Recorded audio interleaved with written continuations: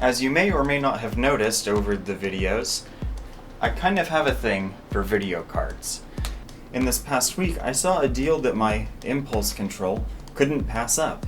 It was $80 for a Radeon HD 5970. a dual GPU graphics card. And the guy who had it actually took some pretty good care of it. He's replaced the thermal compound, and I have legitimately mined on this thing, and it didn't go over 70C. So, props. Now, this is at stock voltage, so if I were to OC it with some additional voltage, then yes, it would probably catch fire and burn the house down. And if enough people comment on it, I saw another one of these also for about $80, and if I get enough comments saying that you guys want me to do this, I will take 2 of these, and I have the Crossfire cable already, back when you had to use a cable, and I will run essentially 4 GPUs in Crossfire to see if games today can actually still take advantage of that. But I didn't want to talk to you about just using a 5970. Obviously, it's really old, and for its time, it was really good. So what about comparing it to a more modern graphics card that you could get for roughly the same price, but uses much less power? We will be comparing the 5970 with an R7 250. First up is Rise of the Tomb Raider for no particular reason. The red bar represents the frames per second average in the mountain scene. For orange we have Syria, and for gray we have Geothermal Valley.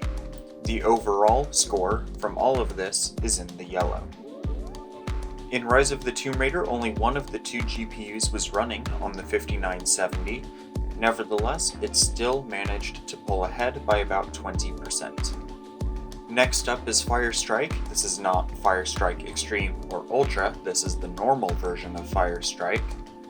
In terms of graphics score, we can see that the 5970, thanks to its dual GPUs, is nearly 3 times the score of the R7 250. If we run the Skydiver test, which is more orientated for older or lighter weight hardware, again, in the graphics score, a more than 3 times advantage for the 5970. Getting back to some actual gaming benchmarks, running Car Mechanic Simulator 1080p Ultra, we do get a playable 30 frames per second on the R7 250, but we get an even more playable 103 frames per second on the 5970. Dirt Rally very much loves the dual GPUs of the 5970, getting 101 roughly frames per second at 1080p medium. The R7 250 dwindling at about 36 frames per second.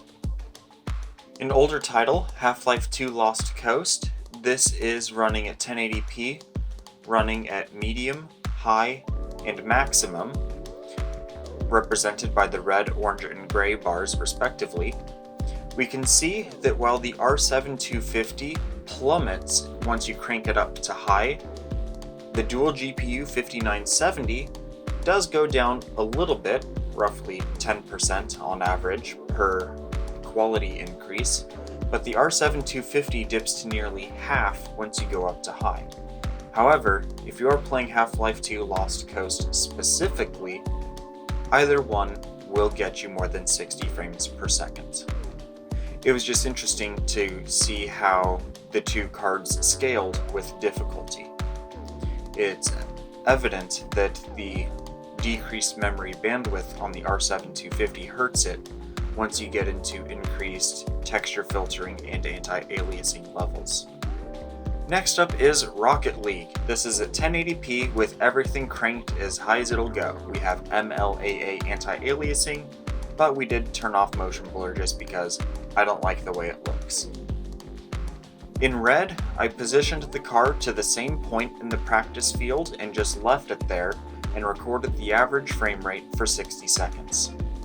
The 5970 was nearly 4 times the frame rate of the R7 250. 92 frames per second is incredibly playable at 1080p.